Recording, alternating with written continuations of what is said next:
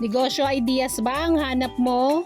Gawa tayo ng cheesy french fries. Tara, umpisahan na natin. Gagamit po tayo ng spaghetti styro.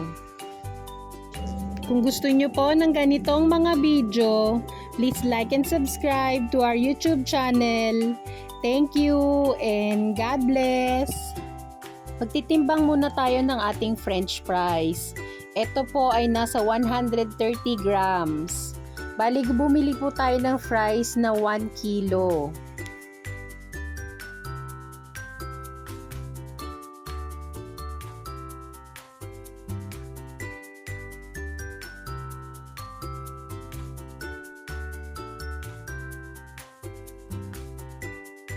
Mag-start na po tayong magsalang ng ating french fries.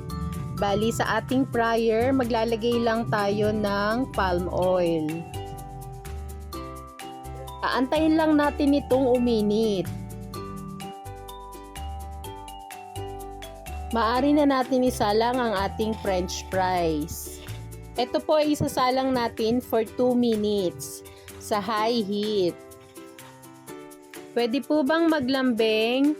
Paki-comment naman po kung saan ang inyong location para malaman ko po kung saan umaabot ang ating mga videos.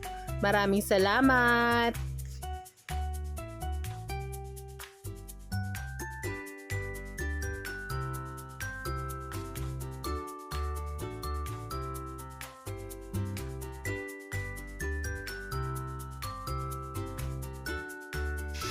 Tsara, ano, kunin mo na.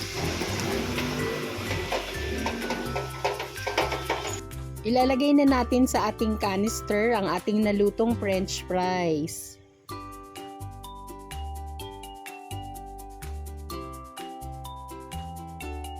Maglalagay naman po tayo ng ating cheese powder.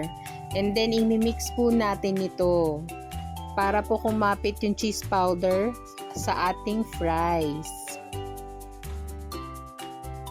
Pwede na natin tong ilagay sa ating styro.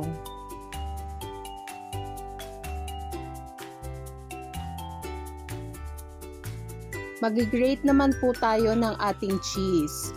Ang gamit ko pong cheese ay Jersey. At para po may idea kayo, ang bentahan ko po nito ay 60 pesos.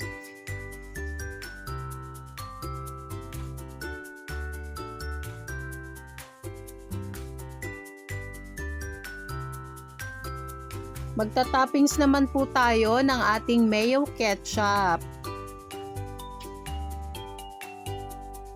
Sana po ay may nakuha kayong idea sa bidyong ito. Please like and subscribe to our YouTube channel. Thank you and God bless!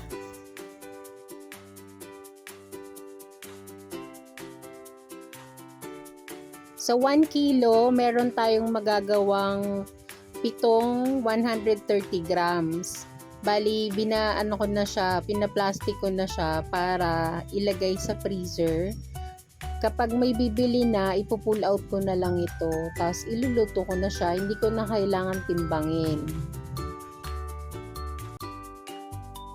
Thank you for watching. Please like and subscribe for more videos.